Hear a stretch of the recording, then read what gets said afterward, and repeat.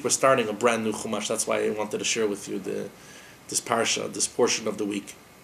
We start a new book, the book of Exodus, Shemot. It's a story about Moshe being born.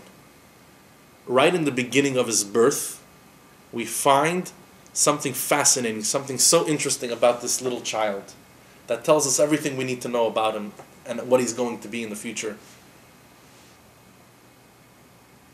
In the parsha, you have what looks like a big mistake.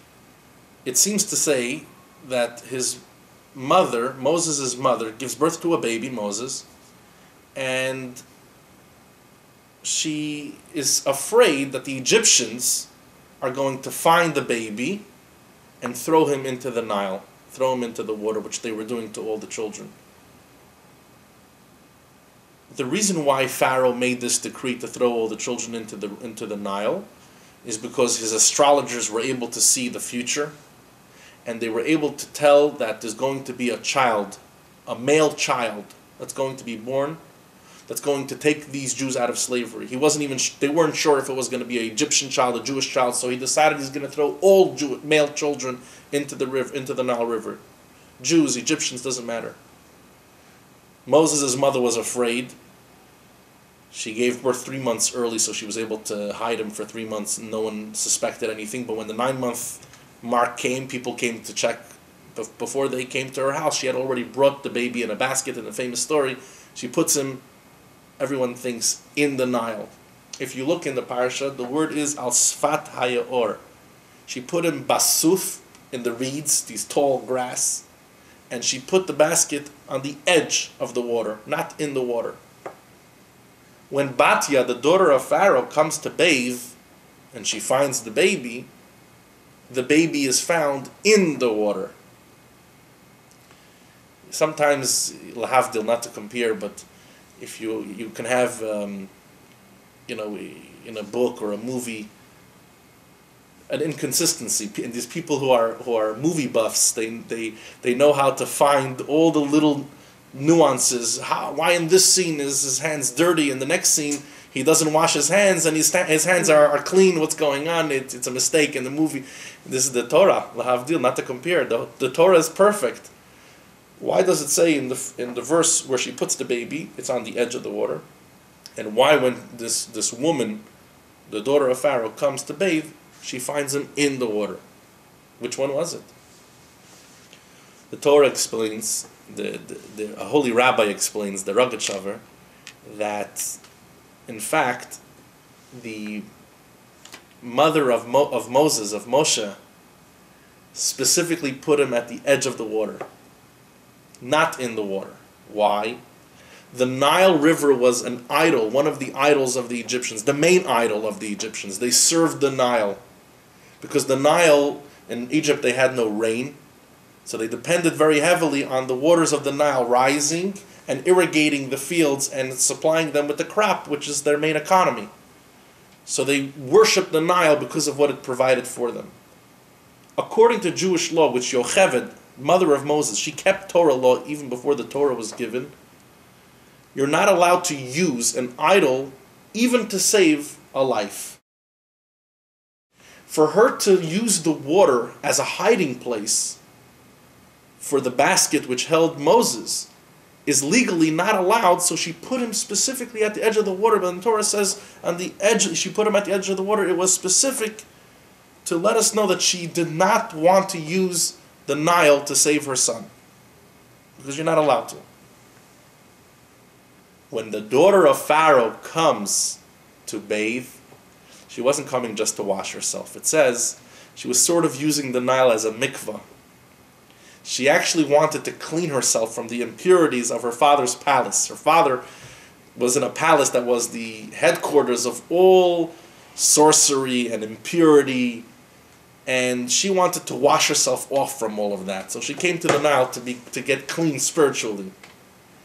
So she actually reversed the identity of the Nile River. Whereas until now, the Nile River represented the ultimate of idol worship and impurity. Since she was using the Nile River to clean herself of it, the Nile River took on a certain level of sanctity, of holiness. It became a special place. That's when the basket with Moses in it floated into the water, because now it's okay for him to go into the water. Why is it such a big deal that the basket should float into the water? Because the astrologers ran to Pharaoh and said, we just saw in the stars that the boy that we're supposed to throw into the Nile is in the Nile, he's in the water, and they stopped throwing children into the water from then on. So we see a few things. First of all, we see how little baby Moses, 3 months old, already saved the entire nation. He stopped children from dying without even doing anything, just by being a baby in a basket. But the Rebbe says something very, very interesting. He says that Moses was already doing his job of reversing the exile mentality, the Egyptian mentality that the Jews had already adopted. What does it mean that Pharaoh threw children into the Nile? So literally it means he actually murdered children. But why did he have to murder them in this way? Why did he have to throw them into the Nile? The Nile represented the economy of Egypt. It represented the sustenance of the Egyptians. And Pharaoh wanted the Jewish children not just to physically be thrown into the Nile. He also wanted, in a figurative sense, he wanted that Judaism should stop being so obsessed with religion and spirituality. They should become completely drowned into economy, drowned into their careers. They should be their whole focus of life should be making another dollar and being more successful, and stop thinking about lofty spiritual things. So he threw the children into the Nile. Means he got the Jews to stop thinking about God and start thinking about themselves. Moses, by going into the Nile and being part of that transformation and showing that the Nile is not necessarily a place that represents impurity and something bad, he brought holiness into the Nile. Batya accomplished that. The daughter of Pharaoh accomplished that by using the waters for the mikvah. Moshe accomplished that by, as a baby, going into the water and stopping the killing of the other children. And the Rebbe says as follows: a career, a job, making money, those are not evil things. They're not bad at all. The problem is when a person has a belief in God during their on Yom Kippur, during their prayer times, and then when they go off to do their job for the day, they leave that belief system behind. And although when they were praying they were so sure God's going to take care of them, they jump into the Nile, which means that they jump into their job and they forget about their connection that they have with Hashem. The point is to bring your connection to Hashem even into your everyday life.